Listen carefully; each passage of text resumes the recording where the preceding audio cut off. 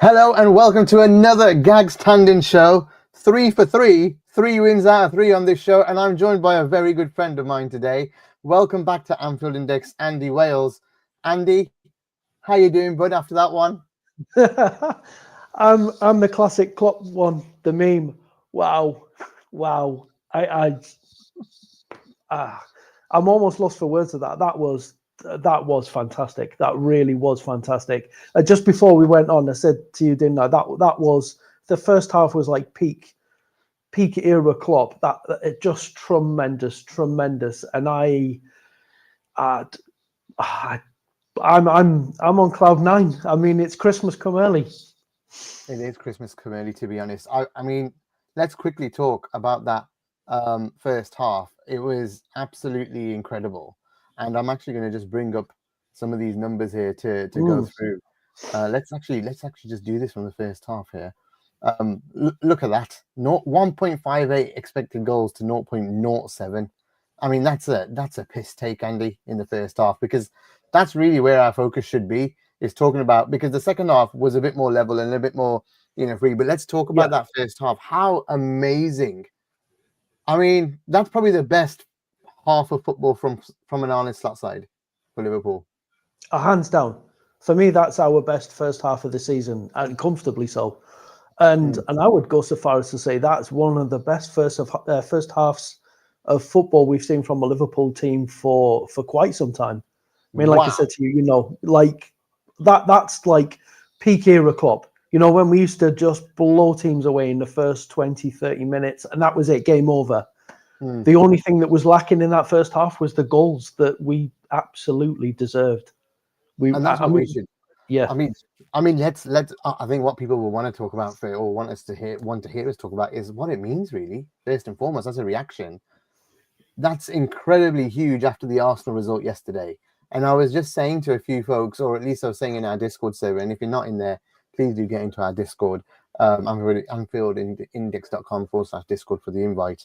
I was just saying in there that, for Liverpool, from Arsenal, it's about grinding us down, right? They got to keep on winning, grinding Liverpool down. But from Liverpool's point of view, it's to keep on winning and kill their hope. So it's the grind versus the hope at the moment. And what we've got to do is keep grinding and killing their hope, if that makes sense, whilst they grind as well. So that's what it is now. I think City, they can get back into it, but it's going to need a colossus drop-off from both teams to do that. And whereas Arsenal only 2 points ahead of them, they look like they're in great form with Odegaard back. Now, at the end of the day, he's going to have to play every game, and he's becoming a little bit injury-prone. So I'm hoping I don't wish bad things on people, but let's hope... he can't play every game. Well, you know what? No, I hope he does, and they still drop points. Yeah, because then they don't have the lame excuse of, well, if Odegaard wasn't, if Odegaard was playing, we'd have got Olympic. No, they have got to be near perfect now. I mean, we've seen some of them stats. I know Simon Brundish was putting out the stats in terms of the points per game, where the teams are at the moment, where we are so far, what it would take in order to get to 90 points this season. And we're well ahead of the track on that. We can afford to start dropping some points as we go along. It's bound to happen. Obviously, we don't want it to, but Arsenal have got to be near perfect, above levels that they've never attained before.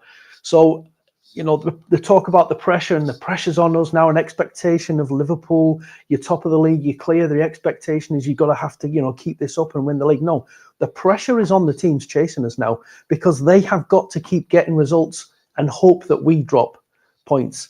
So the pressure really is on them. Yeah, it is. I mean, we've still got some tough games. We've got 2 away games now. Actually, we don't have many. I heard it on commentary. We don't have many home games at all, really, in the league now for a while, I think.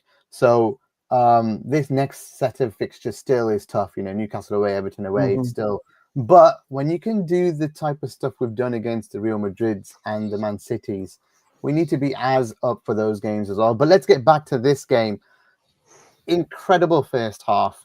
I mean, I think we should. I mean, I know the XG was only 1.58, but I think we should have been up by way more. We. I mean, let's talk about some of those chances. Majority, there was a couple of set pieces. You were going to talk about them. I think the Van Dijk ones. Yeah, Virgil could have had a hat trick. Yes, it's insane. Is that it's the thing for me was it was that like this season it's mostly been about first halves have been a little bit tentative, feeling our way into the games, a little bit sloppy at times maybe, and we get through to halftime and then we turn it up a notch in the second half. And second halves we've looked like a team that is clear at the top of the league, but not so much the first halves. Today, totally flipped around. I mean, we were sensational. That them opening 10 minutes, for me, it was the intensity and the tempo that we were playing at. When we play like that, there's no team in the world that can like hang with us. Even Real Madrid, midweek, were struggling to contain us when we up that tempo and that intensity. And we started like that. We were at them. And the great thing was as well, so it's Anfield, under the lights, a big game, and the crowd normally are right up for it. And the crowd were right along. And it was almost like, they were together. The performance and the crowd, it was there. It was in synergy, and it was just sensational. It was building and building and building to the point where the goal came. And yeah, like you said, set pieces, so many good set pieces today. We look so dangerous from set pieces. Yeah, I mean, great save. I think the replay did show the keeper got a touch for that one header that went against the post. The one that he put wide, Van Dijk, was just, what are you doing with that one? And he was smacking the floor as well. So I mean, it was you could read his lips as he's getting up, wasn't it? How? Yeah, Virgil, how? Chance after chance. Sometimes in the second half as well, some offsides in there that were just like, why are you offside there? What are you doing? And then, I mean, I think the second goal actually, kind of represents the whole game, where we just pressed them that first half. Second, I mean, that's a shadow of any City side I've ever seen, to be fair. I mean, you take one player out of their team and it's gone to shit. Now, you look at Joe Gomez coming for Konate, and let's be honest, we lost Alisson, who's as vital to us as any Liverpool fan would say is vital to us, and Kelleher has stepped up. Today, Joe Gomez was fantastic. I thought Verge was great as well until that last error right at the end of the game where he needed De Bruyne in, so I wouldn't give him my man of the match for that either. But for Joe to come in such a big game like that and then play the way he did, absolutely fantastic from Joe. So, I like I said, it's testament to the squad and the players and the energy these guys have got, that they've that they just come in and perform without players like Ibu and Konate and Jota. At the end of the day, Gakpo and Diaz as well. Yeah. Diaz is not playing in a favoured position, Andy. And today, I know he didn't get many chances, but he worked his ass off today. Yes. Jesus. I think that was a common theme, that was a good thing from everyone. There wasn't a single player on that pitch that didn't put a shift in for us. Everyone worked their socks off as part of that performance. I mean, just when you're talking about players that we've missed and whatnot, what were your thoughts then in terms of the selections at the start? What did you think when you saw that City team? Gvardiol and Edison dropped. Like you say, we know they're not in a good spot at the moment, but were you surprised to see them two drop like that? Well, I couldn't believe that he didn't play the wingers either, to be honest, because they seemed like in the second half they gave us so much trouble, Andy. Doku especially is one of my favorite players to watch sometimes. I know can be hit and miss, but he's he's just dangerous every time he got the ball, and I thought Trent did well with him. But yeah, I'm shocked. Gvardiol, Edison, to be honest, their keeper did all right. Don't think he could have done much with the goal. So it's just the message, isn't it? That they're in a soft spot. We know that coming into it, but this is a big game. They've got all that experience. For him to drop his first choice goalkeeper and his best defender, yes, and to not call upon KDB to be starting as well. I know he's not quite the player he was now, but still, in this kind of a game. And the situation that they're coming into it, the form that they're on, I was a little taken aback by his selections, and maybe it's the superstitious side of me that you look, we're in good form, we're not giving away many chances. We're scoring goals. They're in poor form. They're giving away chances. They're not scoring many. The superstitious side says to me, "Oh no." Yeah. Everyone expects us to thump them, and it's going to be the other way around. But really, they just lacked. They really lack self-belief, didn't they? They do, and I think the manager does as well. If you think about it, I mean, I've never seen him react like that to the crowd. He does it to like the referees and the players, and with Klopp and stuff. But to the crowd to be pointing 6, and I was just like, well, you're just telling us how many European Cups we've won. I mean, exactly. What's going on? You can't that was mate. Yeah, that was magnanimous of him to remind us how many Champions Leagues we've won. Yeah, fair play. I know. I mean, let's talk about the first goal then. We were finding so much space in behind them all game, first half, especially first half. Like I'd never seen. Also, Ake just couldn't get a hold of Mo, and like he did in the second half, and it was much better for him. But he found it really difficult to step on Mo at that point, and Mo was just getting the space, allowed to turn, run at players. And anyway, Mo finds himself in a whole load of space down the right. What a pass! I mean, that is incredible. Or is it a shot? What did you think? Oh, I thought you were on about the Trent pass. oh, we'll go to that in a second. We got to talk about Trent because he was fantastic. I thought he was until I think the last sort of 5-10 minutes that he was on the pitch, where I think you could tell he was getting tired. Obviously, his first game back for a while, or for a few weeks, he was starting to fatigue a little bit. But yeah, lovely through ball, lovely weighted through ball. But I think the two things on that, a part of that goal as well, it's the timing of the run from Salah as well. He doesn't go too early. He holds back comfortably onside. And not only that, I mean, whether it was a shot, whether it was a pass, I don't really care, I suppose. But compliments also to Cody Gakpo on him holding his run, because he ghosted in behind Kyle Walker. And as the German Sky that I was watching it on pointed out, Kyle Walker looks at him a few times. He knows he's there. He clocks him, but then switches off. And Gakpo goes in behind him, and he times his run absolutely perfectly to finish it off. And I guess it's just a measure of an example of just where we are at the moment. We're playing smartly as much as everything else that was in that first half. The intensity, the tempo of the game, the way that we were snapping into them and not giving them a moment. But also it's the quality on the ball and the smartness, our runs, positioning, everything. We look smarter as well this season. I mean, Gizon Toast makes me laugh here. He goes, Mo was just asked about the Cody assist, being so good. And he said, yeah, it's because I'm a good player. Mo doesn't lack any confidence at all, does he, at the end of the day? I completely agree with you.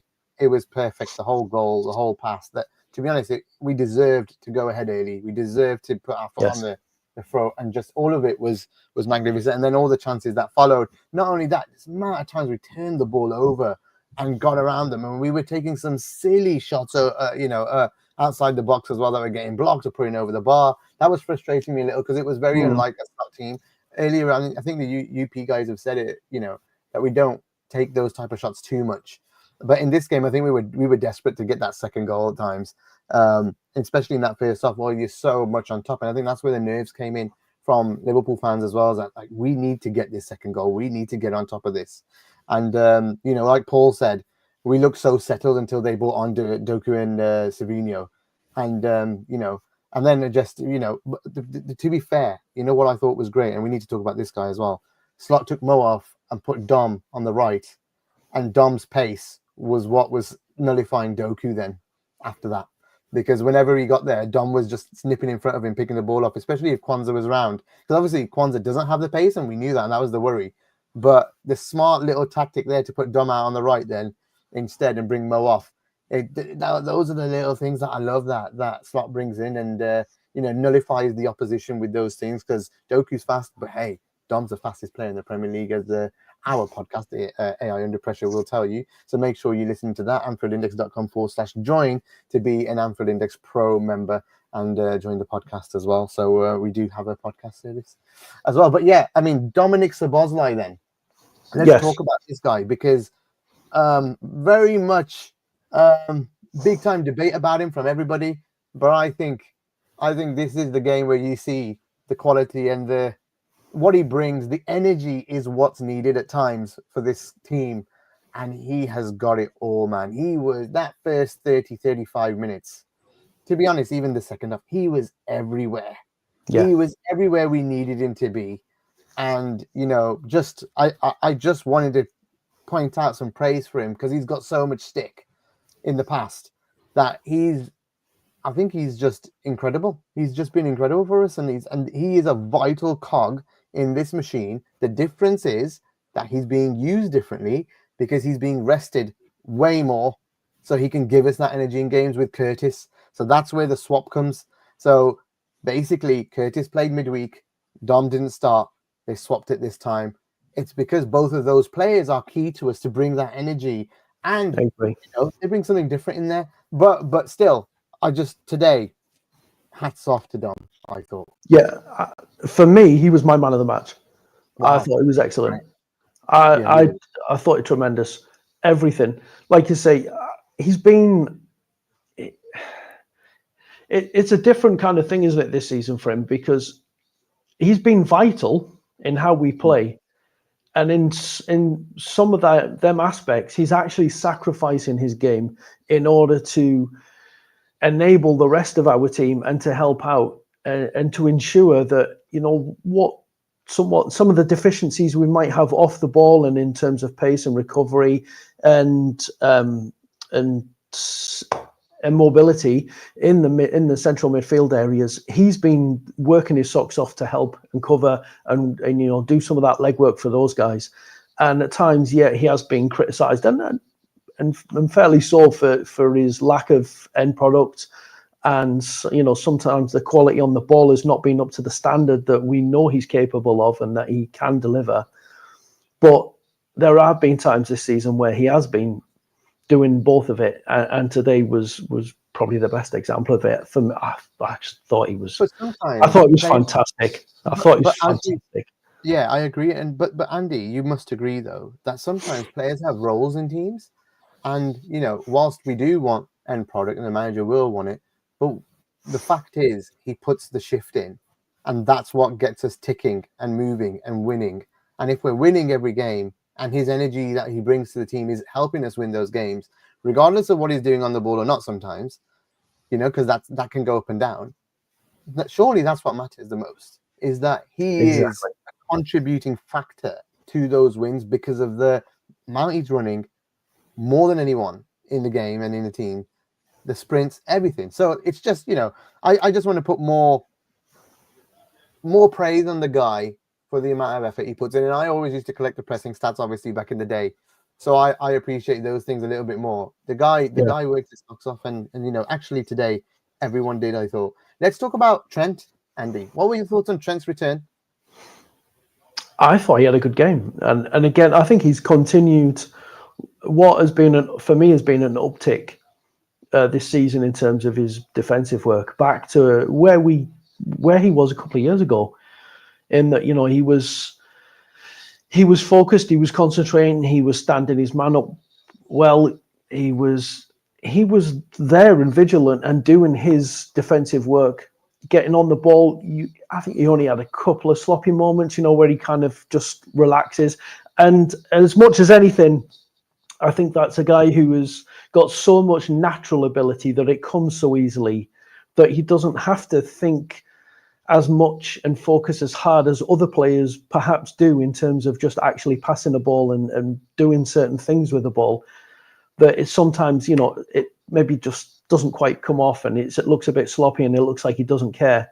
He's just such a naturally gifted player. And I thought he had a good game today. It was a real positive seeing him back and playing like he was, because obviously, like you say, you know, we don't have Bradley to cover him till probably the new year.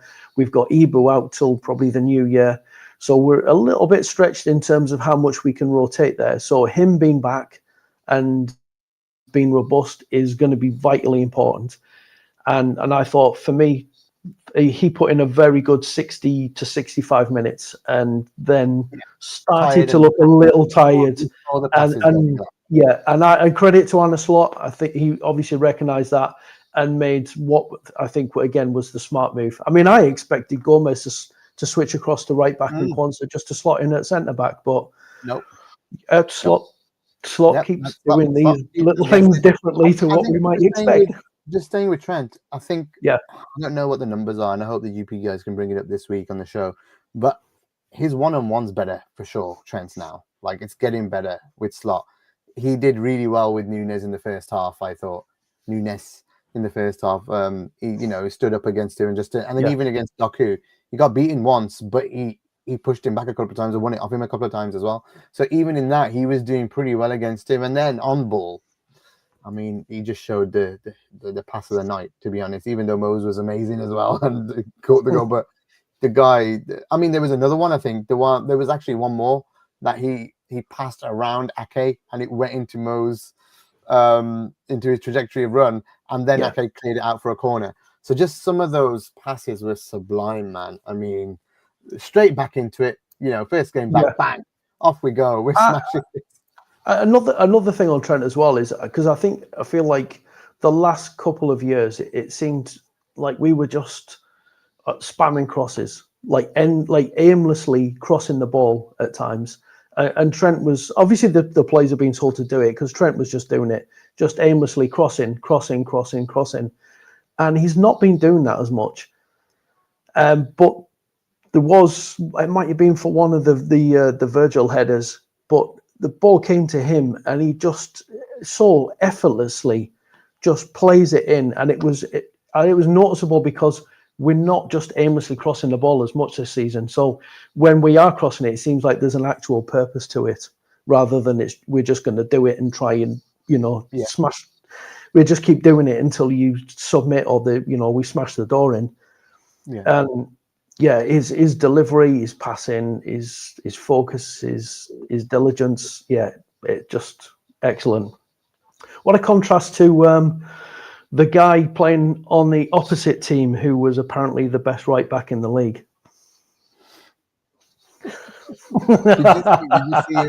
Did you see him trying to explain why he didn't mark Gakpo for the goal?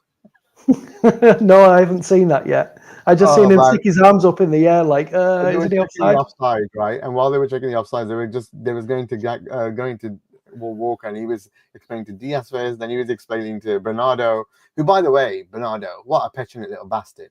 Yes. And I love the way Mo fronted him up, absolutely. And by the way, thank you, Bernie. Remember, everyone, please press like on the video. We'd appreciate it. We have Trent could have had a goal or two for some good blocks. That's true, Jimmy. Fair point, yeah. And let's just do Mr. Wah as well here. Start interview mentions the VVD slip up immediately. Well, we don't. There's no emotion in this guy. It's like work only. He reminds me of Rafa in that way a little bit, where it's just, you did well, but what about that mistake? And I think it used to piss off Gerard. But I think we're in a different world to what the mindset used to be in football back then. I think VVD's. I think Virgil's wired a bit differently to that as well. I don't think he needs that as much. He should have fucking scored. That's what he should have done. It's got a hat trick. It was. I mean, the way he went straight to Kelleher, and it was thank you. It was I'm sorry, and thank you for digging me out of that one. Again, I mean, there's another one. Kelleher. We mentioned Alisson. He's the best goalkeeper in the world, but you wouldn't, and any other team, you're missing the best goalkeeper in the world, and you're going to miss him. We haven't missed him, and that's not a slight on Alisson. That's all credit to Kelleher. He's been excellent. He really has. And today, again, when we've needed him, he's been there. He stood up, and that big moment, what could have been a nervous last 5 minutes. He stood up, made that save, and what more can you ask? To be honest, I want to check what that was, the shot quality of that one from De Bruyne. It was 0.4 XG, so well, that's half their XG in one shot. Half of their XG was in one shot, which is hilarious because that's how poor it was for them, man. You look at it, 3.35 versus 0.82 is a shellacking in what in what Dan Cannett would say from UB. That's a shellacking, absolute shellacking. So Mr. Wah says Ethan Becker versus Girona. Why not? Well, the Carabao and Girona, he could play both. My only query from that first half is, where did Man City get 46% possession from? Or was it 44%, whatever? Yeah, how did they have that much possession? I could have sworn it was about 30%. Well, they had a lot more in the second half, mate. It was a completely different game. Yeah. And how did you feel while that was going on? Because we'd obviously missed a whole load of chances, so it felt a bit, it just didn't. I think all of us in Discord were a bit panicky at that point. Were you panicky watching at home? I wasn't really panicky because of the way that the game was going. I think you've got to look. You have to understand that a team that good, regardless of whatever situation that they're in at the moment, a team that good is always going to have a period in the game where they're going to be on top. They're going to have some good moments. They're going to have possession. It's a part of football. Every team's going to have their moments in a game. Yeah, and they're too good not to just have anything. So they were going to have a period that was going to come, and it was just a matter of how we dealt with it. And I thought that we were calm. We held a good structure. We were disciplined, and we restricted them to next to nothing, really. I mean, they, like you said, Doku and Savinho came on in the wide areas, and they did cause us a few problems in terms of getting behind us. And there was a couple of kind of little scrambles where the ball was loose in the area, but I didn't really feel worried. They didn't seem to be creating any sort of great opportunities, any standout moments, because you could pick out probably 4 or 5 opportunities that we created that you could go back and say we could have scored there or we should have done better there. And I don't recall them doing anything like that. So I was quite calm, to be honest. I mean, fair play to you. I think if I watch it back, I'll be, if I watch it back with obviously, maybe if I didn't know the result and I was a neutral, you'd probably be quite calm, not thinking Liverpool were going to win that game anyway. Because you're right, they had a lot of the ball, but they didn't do much with it. They didn't create much. They were going down. They were so soft in the center. Like we kept them breaking on them in the 7. That's where the penalty came from, actually, in the end. But they were so soft in the center that they had to keep going round. They kept to keep going around, and they just kept crossing it in, and we kept clearing it out, which was what Virgin Gomez kept doing really, really well. And luckily, the fullbacks, I think Robbo only got done once by Savinho, but he didn't get done at all otherwise. And then Trent got done once by Doku, but then also tidied him up a few times as well. So, the fullbacks actually did okay. Wasn't too bad in the end, which was good. Just on the fullbacks, I mean, again, here's another one, Andy Robertson, who has had a poor season. Let's be honest. And really that's us, because we're measuring that against the Andy Robertson that we saw for so consistently for years at such a high level for us. And he's not quite that player anymore, and he's not had a particularly good season. I thought he was good today. I thought he was really good, and he's lucky not to have had an assist, because that ball he put through. That was sensational. That was Trent-esque, that pass. Yeah, it was a great pass, and Nunes got it and just blocked the shot, didn't he? Yeah, that was going towards goal as well. Yeah, I totally agree with you. I thought Robert was good today. Gundogan Ben, this is from Adi again on an AI alumni as well. Gundogan Bernardo central pivot reminded me of the worst of Hendo and Fab physicality of a bar of soap. Oh Jesus, that's hilarious. Yeah, Mr. Wah agrees with you. Deserved the goal, that rubber pass. Definitely deserved the goal. We should have scored 2 or 3 or 4 maybe today and really rubbed it in. But what mattered most was those 3 points and what it means going forward. Like I said, the grind versus the hope. We need to still keep killing their hope. So we go again on Wednesday to try kill the hope again. It's mad. It is mad to think, though, isn't it, that Virgil could have had a hat-trick. Cody could have had a couple more goals. Yeah. And Mo put one over the bar that you would normally expect him to finish. Oh, my goodness. Well, to be honest, Mo, let's talk about Mo. When have we ever really done that to Man City? Mo was my man of the match for the goal and the assist.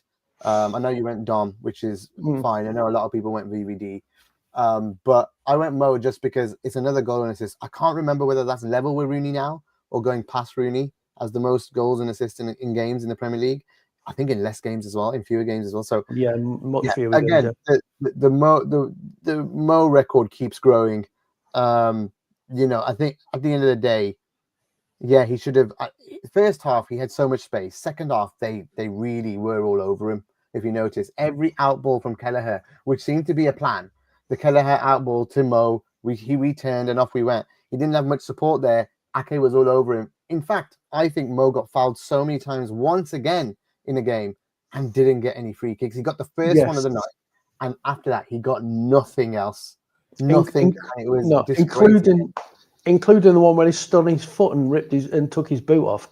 Yeah, I mean, he was pissed off, and that's why he fronted up with Bernardo. I love that. Loved it. Jimmy saying here that it could have been 5-0 if we were more clinical and they didn't make as many blocks. I think, and if Mo didn't miss the sitter. I agree. But hey, it didn't cost us in the end. Any other major talking points you want to talk about, Andy? Just on that penalty, because I mean, one of them things of the first half for me was the recoveries. Like it felt watching it live as though that every time they had the ball, within seconds we were swarming them and we were winning it back. And then the penalty comes from that. You know, the fresh legs come on.